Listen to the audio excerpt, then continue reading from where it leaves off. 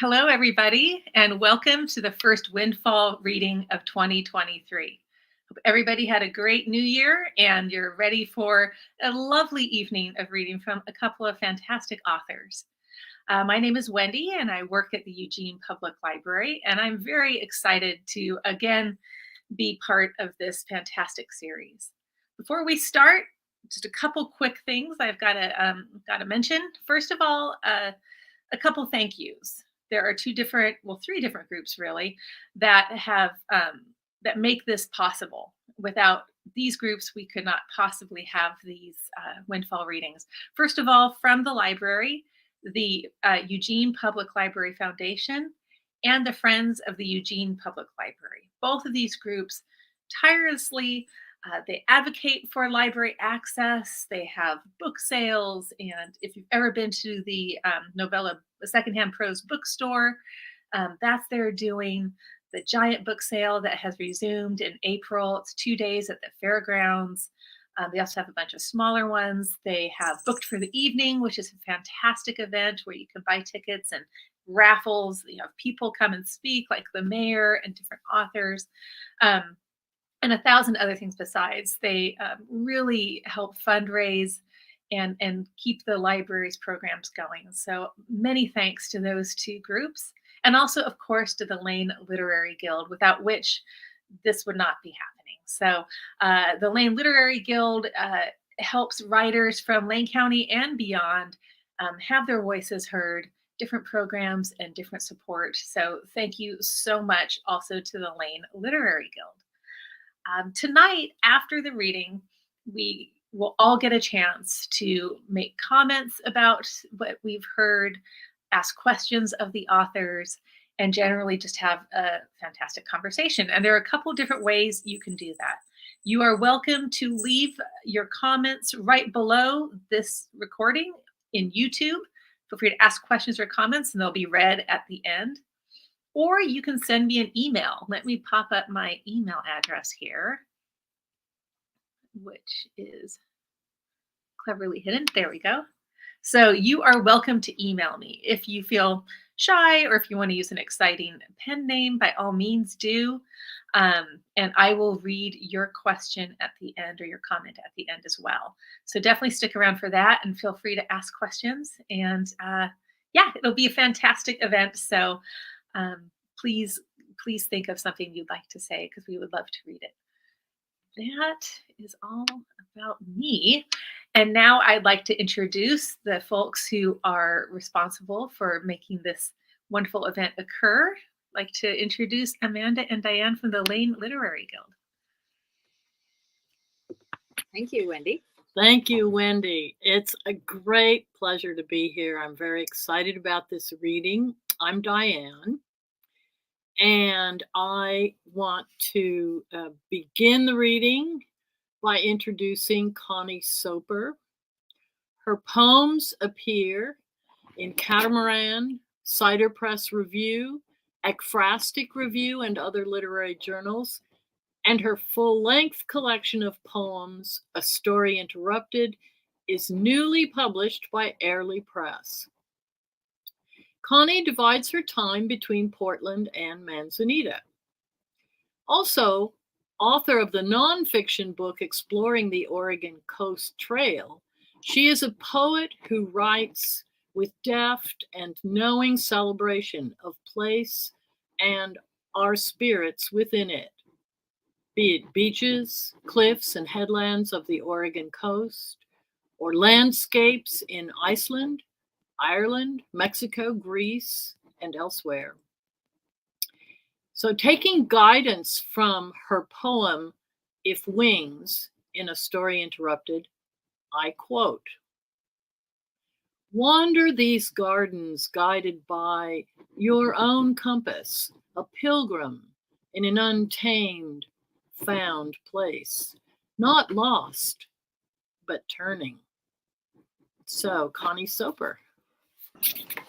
Thank you, Dianne. What a nice introduction. I'm really happy to be here. As Dianne mentioned, my first book of poetry, which was a long time in the making, was published by Airlie Press in September. I just want to say a little bit about Airlie Press. It's a nonprofit collective whose members are poets and who all dedicate their time as volunteers to work on behalf of the press. All the proceeds from the sales of books goes back into the press. And we also sponsor 2 open readings where we review manuscripts. One is open right now, so if you're interested, you can check the Airlie Press website about that. For my reading tonight, I'm going to be primarily reading from my book, which I would say has the themes of sense of place, especially the Oregon landscape, especially the coastal terrain. A lot of my poems are based there. Also other places I've traveled and family and other people who have been important in my life. I want to touch on all of those themes tonight. And then I have a couple of poems I'm going to read that are not in the book. So the first poem I'm going to read, because it's January, is the title January. Gray whales have migrated south, singing their way into Baja's lagoons. Calving now, they renew their enormous kind. It's the season of king tides and a blood moon, of fleece coats and wool caps. Trees etch a darker horizon, bare but for branches clothed in moss, sentries at the gateway of town. Windshield wipers syncopate a slower rhythm. Puddles reflect the sky, the upside of looking down. The village settles into the comfort of its own bones, shaking the final dregs of summer. Lamps are lit in old cottages along the ridge. Beach umbrellas hibernate in sheds, and the bright flame of crocosmia is extinguished. Locals have returned to the cafe, knocking wet sand from their boots. Not much to spend here but time, those precious coins spilling freely. Winter's sun unlocks a softer light over scrub of seagrass and low dunes, over the long sleeve of shore. 3 miles to the jetty, uninterrupted but for creeks ending their journeys. Dogs run unleashed, spray of salt, frost on sand, prospect of a proper storm.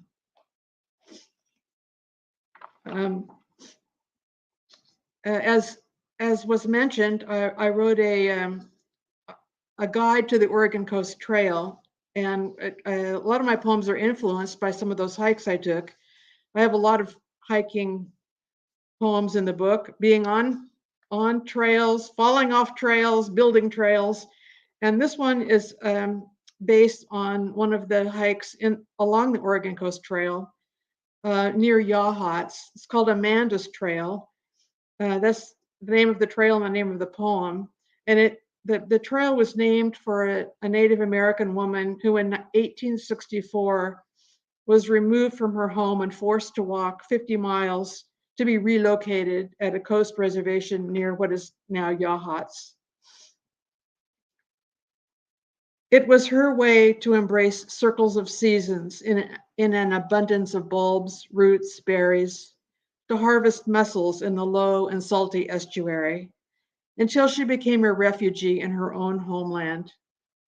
It was her way to lay the dead in canoes hung from branches, always facing west. Those boats would sway in the breeze as souls rode into the next world. Which of us wouldn't enter eternity like that? It was her way to leave gifts for that long journey, basket, knife, blanket, until those gifts were stolen for souvenirs. It was her way to trust the shaman until the diseases came and there were no more living to tend to the dying. Today, we lace our boots and ready packs to step into forests ripe and sudden smells on the flanks of Cape Perpetua. The same cliffs, chasms, streams, rocks, the same churning waves in the distance. The path before us curves like the parentheses of history. We can't see its end as we cross over a bridge, traverse switchbacks, follow twisting trail to pause at a knoll overlooking the expanse of sea. Cider Press green spirit weave against the sky, dappled with light, rooted in darkness. As a child, I lived in Coos Bay, and that's where I first visited Oregon beaches as a young child. And this poem I'm going to read is based partly on photographs, partly on memory, and partly entirely made up. And it's called Digging for France. In this photo, I am almost 6. My father tells me if I dig deep enough, I will find France. I shovel and scrape with my hands while the wet sand collapses in on itself. As usual, he is distracted, pulling at that pipe the way he always did, gazing towards the Pacific, hand angled over his brow as if to salute some far-off place in the distance. Even now, I wonder what it was he saw. Behind us, sky, seagulls, and sand. My little gray, sturdy brother busy with his toys, while I am digging for France. With my plastic shovel and pail, I scoop my way through the core of Oregon. I want to be sucked into the wet hole and pulled out the other side into a country of light and long loaves of bread. It's not here, I scream from that sorry ditch as the muck sticks to my hair, eyelids, and teeth. My father pulls me onto his lap and wraps me in a sweater smelling faintly of him, of stale tobacco and wet collie. And although he's never been there, he teaches me words I need to know. Enfant, rouge, pain au chocolat.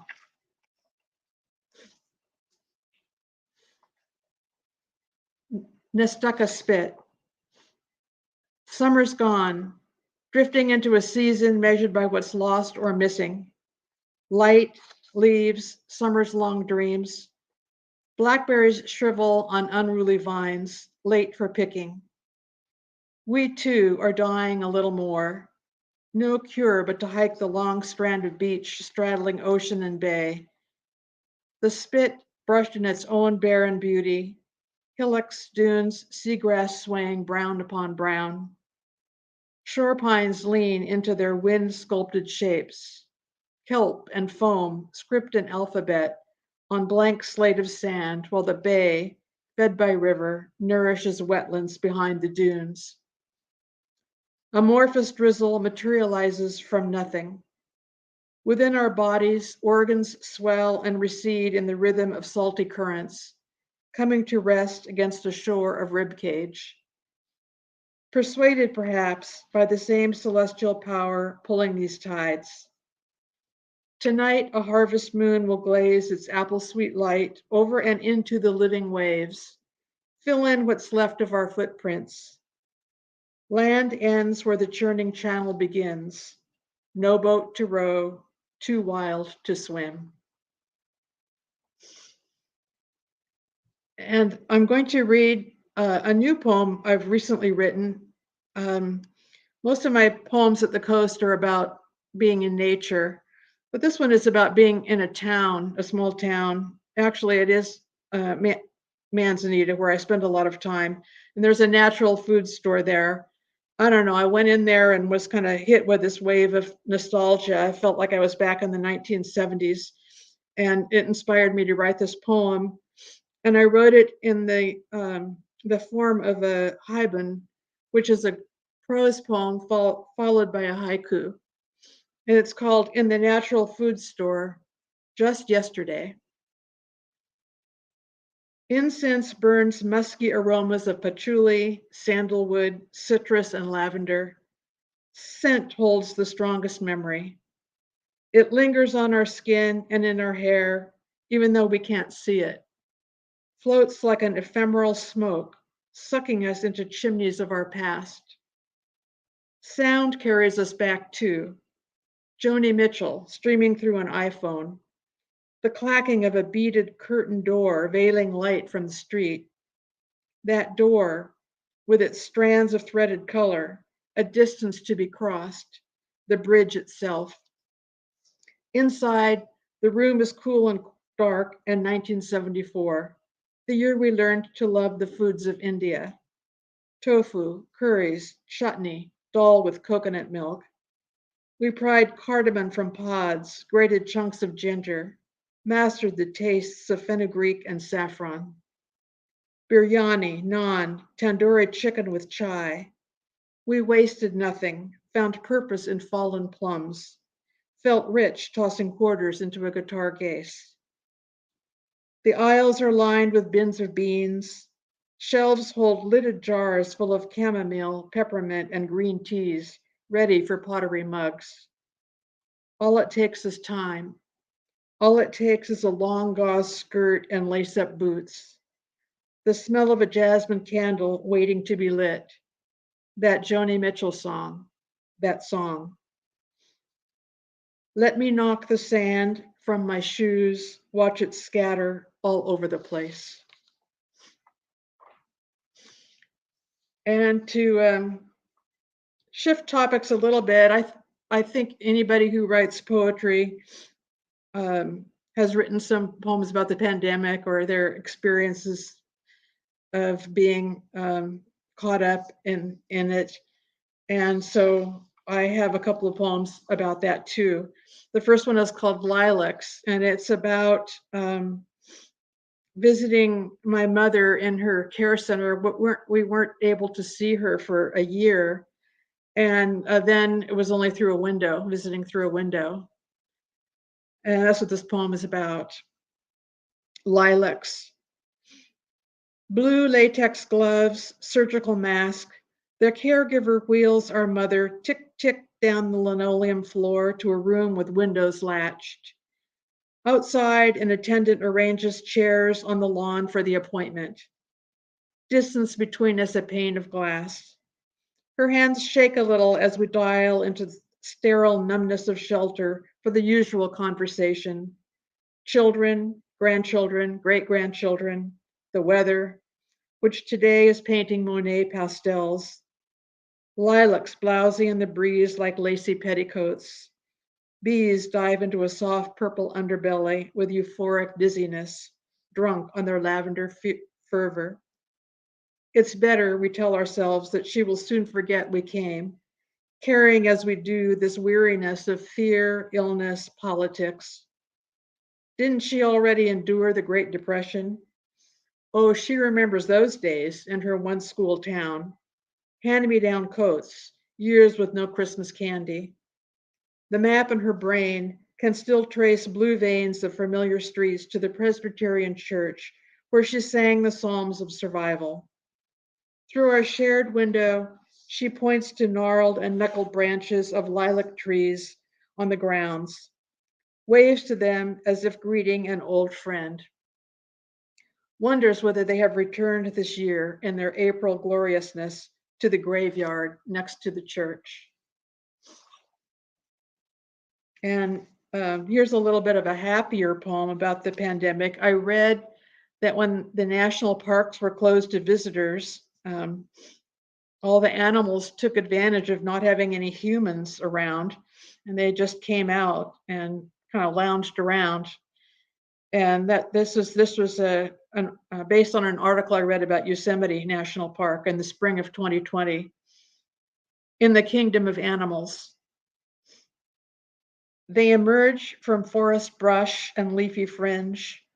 Fox, deer, bobcat, coyote, jigsaw of creatures hiding in plain sight, camouflaged within branches and the red bark of ancient sequoias. One by one, two by two, as if freed from the ark, hopscotching from base of great granite walls to the wet groves reborn with California poppies. The black bear wades a glacier melt stream, shakes her fur coat, tosses wet rainbows into air. She lays massive paws on the warm paved road, listens to nothingness, licks meal of anthills with her long pink tongue, intuits perhaps an amen gratitude beyond her foraging snout, joy tooth sharp and tender, reclaiming the kingdom. And I had been planning to take a trip to Iceland in 2020, which of course got canceled. But I did watch a kind of a virtual presentation of a trip to Iceland, which was pretty bizarre, but I wrote a poem about it called Virtual Nostalgia. Go ahead, fly from a chair, navigate your laptop over the blue lagoon, above massive ancient glaciers to the sharp bite of a waterfall. Watch from your living room as the aurora borealis greens Arctic skies. Drone cameras zoom over thatched roof farmhouses to spy on the sheep, goats, and wild caribou. Down, down, hovering above cities, streets, houses, where people like you eat breakfast of smoked herring, yogurt, and coffee. You long for it, like a melancholic music rousing the ghosts of your ancestors. Oh, sure, ice caps are melting there too. Winter's long and bleak, the cost of beer and bread, a word for watching weather through windows. Lugaferdor, say it. Download yourself to stand at the coordinates of brisk and briny, where citizens wear eyes the color of a robin's egg, whales breaching, volcanoes smoldering over their rims. You, descending into Reykjavik, return to a place you've never been, like a hand you've always held, a face you've always known. And then I really did go to Iceland. With two of my brothers, we went to explore our heritage because our great grandmother emigrated from there. And it was a great trip. One of the places we went was called the Herring Museum. It was in the northern part of Iceland, where there had been a thriving herring industry for many years. And young women used to come from all over the country to participate in that industry. They prepared fish for exporting until 1969, when the herring failed to appear because of overfishing. And you can go to the museum and see where these young women lived in the dorms, and it's set up exactly as they had left it all those years ago. It was really interesting. The herring girls, that's what they were called, the herring girls. We left our father's lowland farms, red roof barns, horses grazing the tundra for bounty of the North Country. Here, fish undulate in schools so thick, we lean off the boat to touch them. Herring ripple silver riches by the nautical mile, pulsing waves of their own making. We are something now. Every day we stand on the docks waiting for boats to arrive, ready in our oilskin aprons, hands quick and sure as we hack heads off the life that had just been swimming. Chuck guts to cats prowling the wharf. Salted, pickled, smoked, brined, we pack those fish into coopered barrels by the ton, our work the pride of a country. Piers are stacked with crates higher than our reach. Floes carved by ancient glaciers drift in the fjord, veined with filaments of palest blue. All around us, industry's urgent hum, an abundance hauled into nets for the taking. Endless hours lit by midnight sun, the fish forever running. And that's making me cold to think about Iceland. So I'm going to switch gears here and read a poem about a warmer place where I did spend some time. And it's called In Athens with Marguerite. As daylight faded and before evening breezes gifted relief, we climbed rickety stairs to the roof. I could say we were wicks on candles anticipating the match, spark to flame, the future all around us, no matter where we looked. You might remember it differently, how we rose, rung by rung, to escape the miserable heat, the weight of air suffocating and still above dull blocks of buildings, cacophony of taxis and cats that never stopped howling. Athens without doors, nothing to lock, no reason for a key. There was a coarse bread with honey, figs, the scent of oregano where steps cut into the hill. We carried words like bells on our tongues. Laludia, flowers hawked from flatbed trucks in the plaza below. Bougainvillea, a tangle of magenta, scarlet, purple spilling from broken pots, poppies sprouting atop rubble in the alley, little faces of joy, despite themselves. Every night, widows slow walked to the domed church on the corner. Veiled illusions, black as phantoms, they found holy comfort in the sway of incense. We would never be like them. When finally it was cool and late and dark, tiny stars winked through the brown haze, tremulous beacons guiding us, inviting us to come down from the roof, to enter that magnificent city of ruins.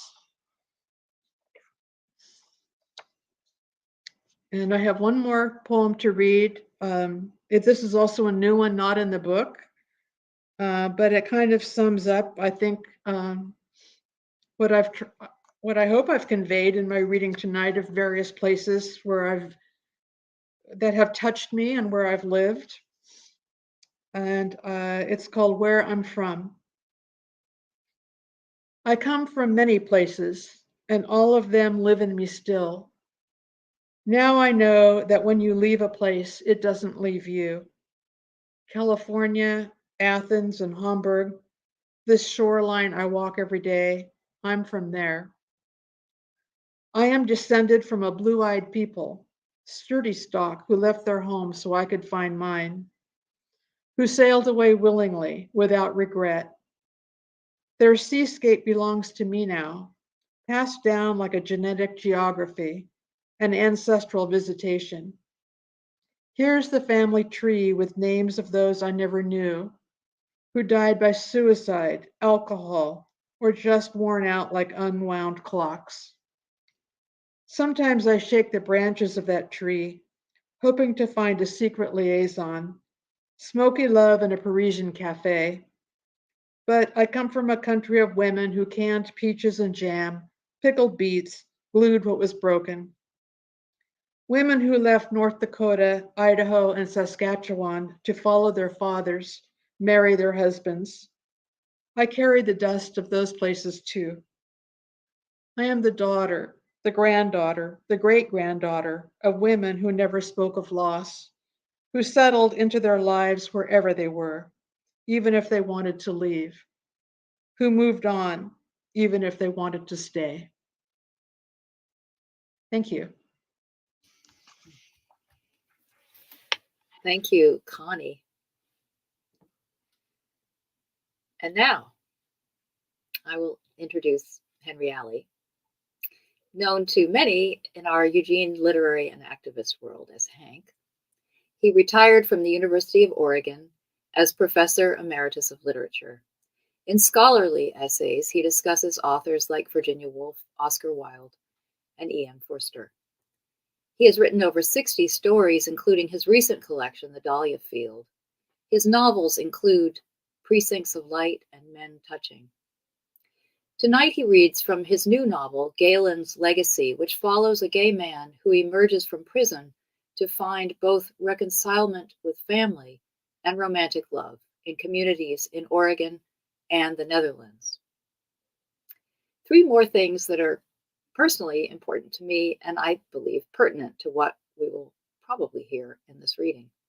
Over years, Hank has been a wonderful comrade in support of LGBTQ+ students, staff, and faculty at University of Oregon, and in support of literary creativity here in Eugene, including coordinating this Windfall Reading Series for 2 years during the pandemic. Finally, a great love of beauty shows in his fiction, not so much as splendor, but in moments of being, as Virginia Woolf said, that illuminate the ordinary as extraordinary. Henry Alley. Thanks so much, Amanda, for the wonderful introduction. And I just want to say it's an honor to read tonight and to be introduced by two friends I've known for decades. It's just wonderful, and to be preceded by the wonderful poems of Connie. So thank you for having me tonight. The novel that Amanda mentioned, my latest one, which came out last May, I just want to say is available at Tsunami Books. And it is a wonderful bookstore, and we're really lucky to have a literary bookstore. As you know, it's a vanishing breed here in the United States, and please support it as much as you can. And Wendy has kindly presented the phone number right there for them. So in reading from my novel tonight, I was mentioning before we came on the challenge of giving you a sense of the book, but I've decided to read across the book, both from the early part and then from the end, to trace a relationship where Galen, as Amanda mentioned, newly out of prison for a crime he did not commit, re-enters the world of his hometown, meets a man who will become his partner, Anton, and together they travel with Galen's family of Dutch heritage from Oregon to Amsterdam. Galen becomes reacquainted with his background, sees his mother, Christabel, reacquire her poetic talent, and develops at last a close physical and spiritual connection with his emerging partner. I'd also like to emphasize that the spirit of the god Pluto particularly imbues the book with a kind of rich darkness in a contemporary setting, and it's especially true in this early segment when Galen tells Anton that he has won the lawsuit over the miscarriage of justice, and Anton shows he's not ready to rejoice in Galen's success or become his partner. The whole novel is written in the spirit of the literary form, the idyll, which expresses a kind of dynamic calm, quite separate from the observable reality we live in, yet creates a set of characters, quote, under all conditions of an active and vigorous life, as the poet and dramatist Schiller says. Also, I would like to thank Ian Hensel, my editor, for all his hard work in bringing this novel out. Here is the first segment. The June sky, so blue it seemed to be lowering itself toward the earth, was clear of rain for another moment. It was specked with white clouds and sent out warm eddies, lighting up the Coburg Hills enough to show Anton up there on the distant path, herding some potted rhododendrons into a truck. Some were still in flower, the extraordinary red of Taurus, the magnificent orange of Piccadilly, and yet quite separate from the colors, from all this festival. So silent in its leaves was the movement of Anton's body, not far from cloud. Galen got out of his truck, and the slam of his door called Anton to stop and look in his direction. Anton waved. The little motored cart scurried down as though to welcome Galen home.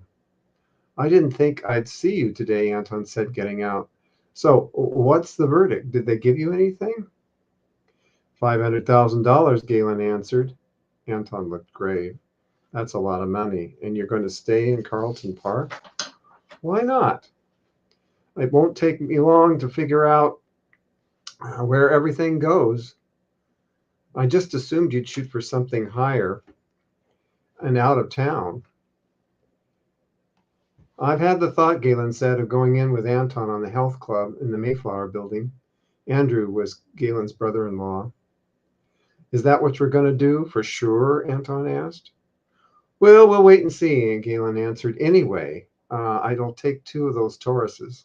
What, you're still doing your landscaping? Anton stooped to pick one of the rhododendrons up. You're still going to want to hang out with the likes of me? Why not? I don't know. You're not going to find a lot of us are rich and handsome, Anton replied. That's my brother's department. Galen felt he was hearing Anton making preparations to cut and run, get away fast. Galen's windfall was not helping any. Well, you know, Anton, I have these flashes from my uncle Eugene. Anton lifted and squared the plants in the truck Galen had borrowed from Andrew. His own truck was still in the shop. Yes, of course, I know that. Well, I don't think he would tell me to go to Hollywood and look for the most glamorous people I could find. He was full of Hollywood disillusion himself. He was screwed there. Was he what you thought we were chasing when we were moving you? That is, your Uncle Eugene? Anton asked. Yes, does it make sense now? Anton stretched his back. I don't know, my friend. I can certainly understand why you would want to believe that. In fact, I wish I had me an Uncle Eugene. I thought you had your grandmother, Galen answered. I mean, as a guiding light. Meanwhile, the June weather shifted. It sprinkled rain and sun on the two of them. In the family house, just off the nursery, he was aware of someone coming to the window and parting the lace just as the light struck. That was Anton's mother, maybe. The family's depending on me to stay in the closet, Anton said at last, clearly aware of the lace. And I realized how not out I am. Much of the balance of life for them depends on my being hidden. I thought you said you were 40 and it was time to change. Galen instantly regretted catching him like this. Clearly, his winning the lawsuit made it worse for Anton. He seemed cowed not only by gay, but also by gay success. And the gay success of someone, unless Galen was completely off base, Anton, was attracted to. Yes, well, that's what I thought. Anton folded his arms, defensive. Galen recognized his smell now, earthy, but with a few drops of cologne or a scrub of Irish Spring. But it's not the way it turned out. I mean, if you're talking about the inside of me. They were standing close to the truck. The red shadows of the Taurus rhododendrons were upon them, their sleeves, their jeans. Galen felt like taking a gamble. His winnings had made him bold. I'd like to lie together with you sometime, in bed, naked. Anton looked frightened. He was silent some time. Sorry, Galen, he answered. Being in bed with you is a long ways away, as much as I might enjoy it. I don't mean, Galen said, we actually have to unite. I just mean lie together. I heard you, Anton said, now trying to catch up. It's something I'd like, but I can't just now. Well, Galen said, smiling, let me know when you'd like to get together. I'd be happy to see you anytime and under any circumstances. Just with family too, Anton asked. Absolutely, Galen answered, and with family. We don't have to be in bed to have a good time. We know that already. However, he wasn't sure he meant it. Good luck following what Uncle Eugene wants, Anton said, obviously relieved Galen would be leaving. Thanks. I'm sure I'll be looking for his guidance sometime today. Lately, it seems to be happening hourly. Maybe, Anton said, just maybe I'll stop being so screwed up and cowed and I can join you on this. I'd love to. He looked away. Sure, Galen answered, and he remembered his own shame of just a few months ago. He left with his flowers. The man kept waving, his whole arm still, until the truck was almost a half a mile down the road. And someone again was parting the curtains of the window of the distant building. And so, ahead, Galen kept his eye on that spot of hills, the New Amsterdam. Its hotel was forming its white peak. And then he felt a full revisit of shame, this time of having been so forward with such a shy man. The rhododendrons rattled him back, but the smell of earth possessed him, and he thought of the tight gray sweatshirt on Anton, accentuating his muscles, and then the red reflected from the rhododendrons on the man's sleeves and the gold in his red hair.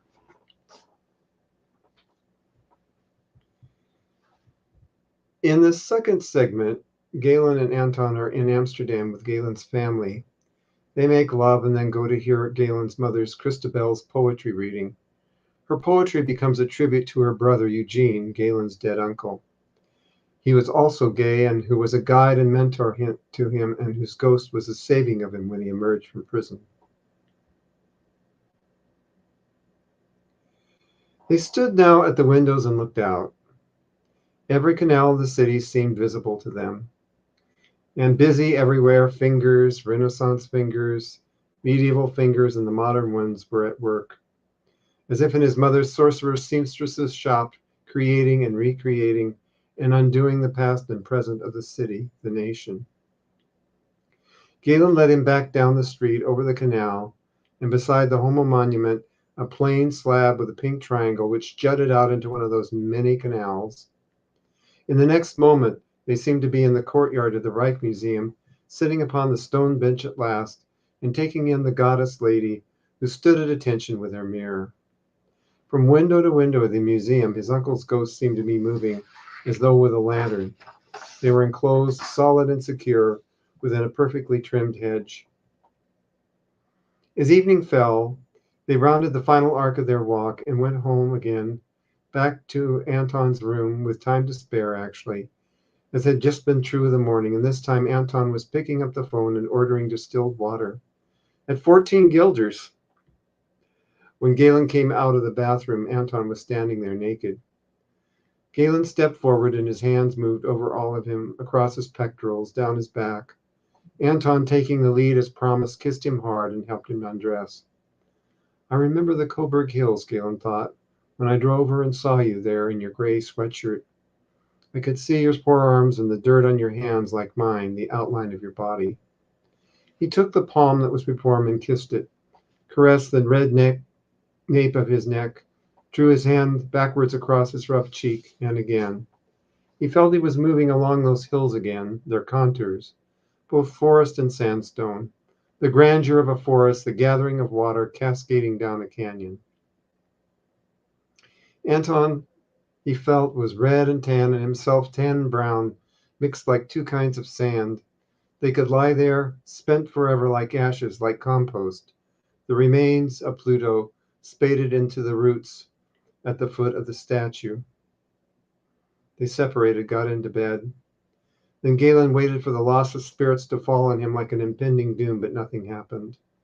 He stayed this way as himself, even through showering, through dressing again, through getting ready for dinner. I love you, he said. Yes, Anton answered. He laughed. I have never felt anything as strong as this since grandmother. Just before Galen's mother's poetry reading in Amsterdam, we have a quote from Galen's uncle's diary. His uncle wrote, July 18, 1969. Galen and I have just been to Anne Frank House. We looked out the window and saw the formations for the Homo monument below. This is a safe world for us, an inspiration to move toward in the future. Imagine if we could create an island, if only an island like this for ourselves back home. I am driven now by the presence of saints and artists everywhere. Anne Frank, Rembrandt, Vondel, and the great martyrs who died with pink triangles on their chests. Life is rich with expression and martyrdom here. It flowers in the very trees and its music. The light step of Mozart, too, is not far off. And then the poetry reading.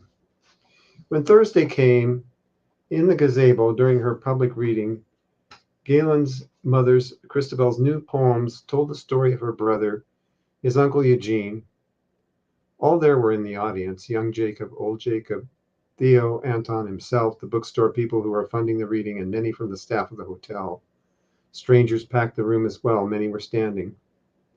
His mother, Christabel, told the story first in Dutch and then in English of a man who had been through a fire and who had lived through a dark adventure too. He had lived in Amsterdam during the early part of the occupation, and he'd helped the students who had refused to sign pledges to the Nazis. They had been cut off from their education at the University of Amsterdam because they had not made that commitment. And so Eugene had helped to teach them in the underground. Their own father and mother had been no longer living at the time, and so he had been an orphan in a way among orphans. But he had escaped to America. That was when the fire had come and the loss of the wife and child. She, Christabel, was already living there. There was, in fact, she told them a poem about her view in 1939 from Carlton Park, when she had heard how the Queen of Holland had fled by ship for London and had placed the seat of government there. Orphans, all of them. She told of how Eugene became the man of the house, in a way, of the boarding house she had kept, and how she had wanted him to stay, but she had been ashamed of what her tenants might think. She told of how he was Pluto with an earthly coming into the dining room every morning with spring rising in the windows like light flowering in a dish or in the tulip fields of her beloved home. He was their Pluto at the door, coming home from teaching his children. With chalk dust on his hands, with sadness in his eyes, and a kind of cape of hauntedness mantling his shoulders, he had been there. He could not tolerate the sham, so he changed himself into a bird in flight and moved to a larger city, taking not his son, but a child who was her son with him. And then to another larger city, and then another, Soon his platonic touch was spread around the globe, the flowering, evolving, light-born touch, meaning that people were beginning to move and breathe more in a new presence, one which allowed for the bonds between men and women to be freer, if only just a little, and between men and men. He was in the rhododendrons and throughout the leaves of the park, her park, Carlton Park. He was in the winter roses and in the fragrant viburnum earliest of spring. He was in the azaleas, white and orchid purple. He was in the tulips brought over from his native country. She lost her boy to his presence, as Ceres did with her Persephone, but then he came back. Eugene was a teacher of the underground, as he had been for the University of Amsterdam students, the moment their own Queen Mother had left, fleeing for London. One must take up, Christabel read to the group in the gazebo, one must take up that which causes a flourish. He is, in fact, Carlton Park. He is the town in its sheltered nature. He lives in the veins of the streets, in its lit windows, just as he lives here in every corniced room, in every easeled or mounted painting. He belongs in the lines and nerves of Vondel's poetry, his ancestor, whose extraordinary stars are like Roman candles shooting out, creating new words, new voices in the shape of Lucifer, Samson, Adam, which cross the channel and into the remarkable citadel through belfry towers of the mind of Milton, creating new lines, new configurations, new changes. He was in the house of Anne Frank, one stair up at a time, up to the Vesterkirk, down again over the canals, leading her son especially away from her to a new direction she could not create. That was all she could muster, this poetry too late in the park of her ancestor. Galen, sitting there with Jacob and Anton on either side of him, closed his eyes and felt all the pain of Teresa, his daughter, of Yvonne, his ex-wife, and of Gregory, his father. How could poetry do that, create that, all at once? The October Dutch moon came through the windows, cold, made the room perhaps a little warmer. The portable heaters brought especially for her made a special whirling sound, but no one was distracted. Everyone was listening. Even the bookstore owner, who sat in readiness at the sales tables, mounds and mounds of the book, Pluto's Bounty, in English, but also now in Dutch, did not take his eyes off her. And somehow, Galen thought, because of this reading, it will be easier to go back home. Thank you.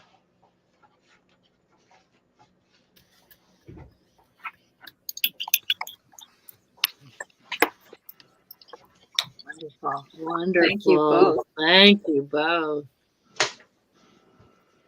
That was marvelous. Yes, thank you both so much. As always, a fantastic evening and moving and thought-provoking. So thank you. We have a few comments. No questions at the moment, but some appreciative comments. Amalia Gladhart writes, "Beautiful reading, Connie. I enjoyed hearing your poems. Thank you." We also heard from Karen McPherson, who writes, "Wow, Connie, wonderful reading. Thank you." Cecilia Rosenow writes, "Thank you, Hank." And Amalia Gladhart again also says, "Thank you, Hank," emphatically. And I'm checking to see if we have anything. We don't have anything via email, but that's not unusual.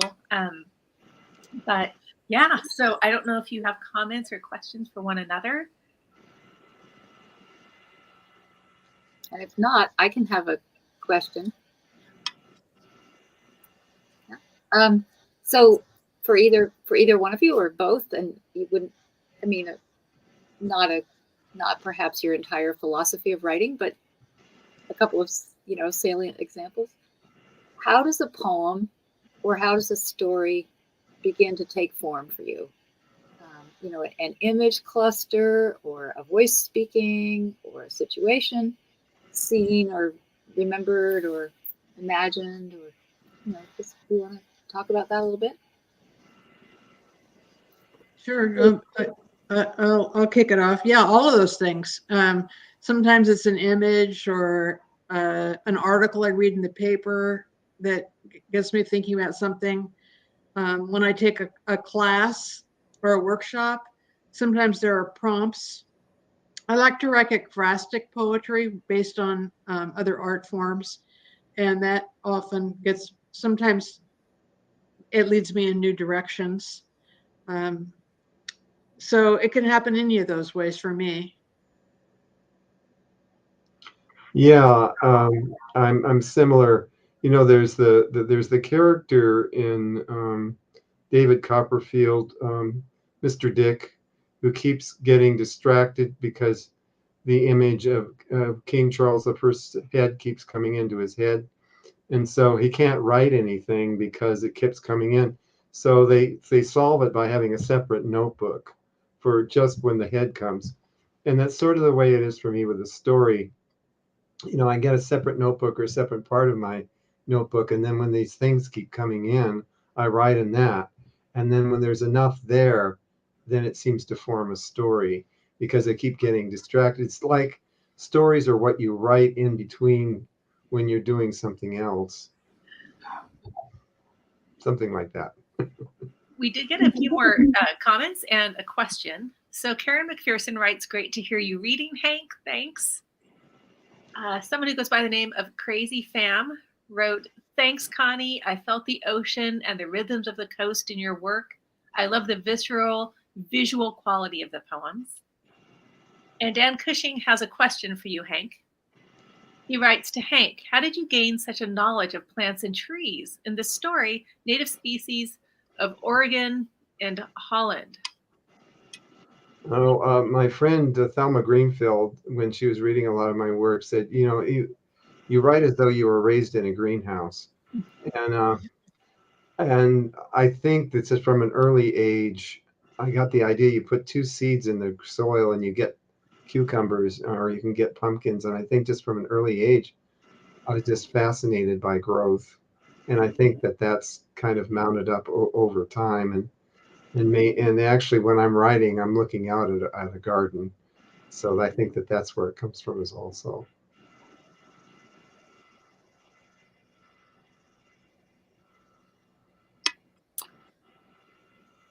Well, if nobody else has a question, they want to sneak in or comment. There's some lovely comments. So you're welcome.